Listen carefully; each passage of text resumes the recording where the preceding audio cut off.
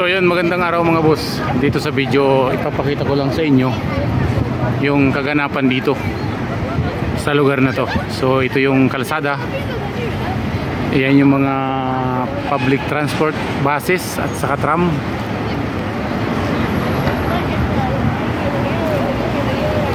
So kung titinan nyo yung kalsada, walang mga nagkalat, malinis.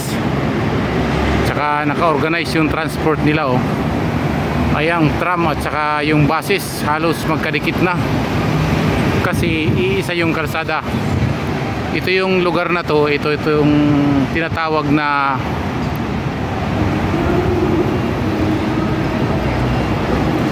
Causeway Bay. Ito yung Causeway Bay na tinatawag. Ayan yung tram, ikot lang, oh. Ang biyahe niyan ay Causeway Bay lang. So putol ang biyahe niya, pero pag diretso papunta doon, dire-diretso yung papunta doon na biyahe.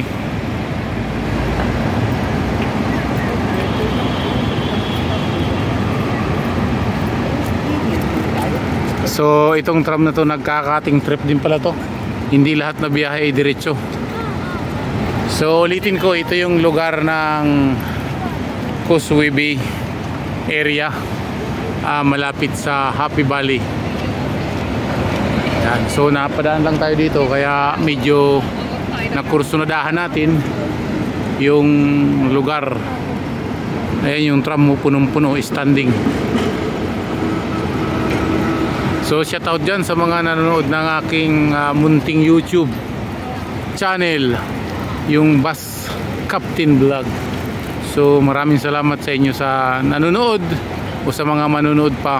Ayan, ito yung place, ito yung lugar dito. Dito lang ito sa may St. Paul Convent School. Ayan yung mga buses na public transport. Ayan, karamihan ay double decker na Volvo KMB. Ayan, 116601 ng biyahe. Dito sa kaliwa natin, naka-stop yung tram tsaka yung mga buses.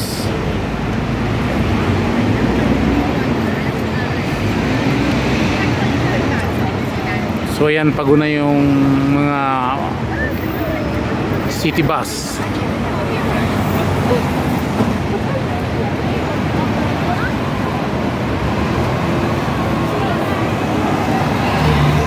Bus at saka tram ay magkatabi lang ang kalsada.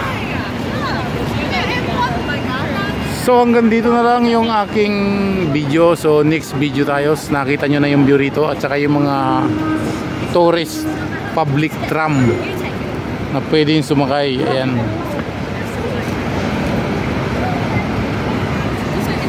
Ito, cutting trip din to. Ayan, pabalik na ulit ng Central Hong Kong galing dito sa Causeway Bay area.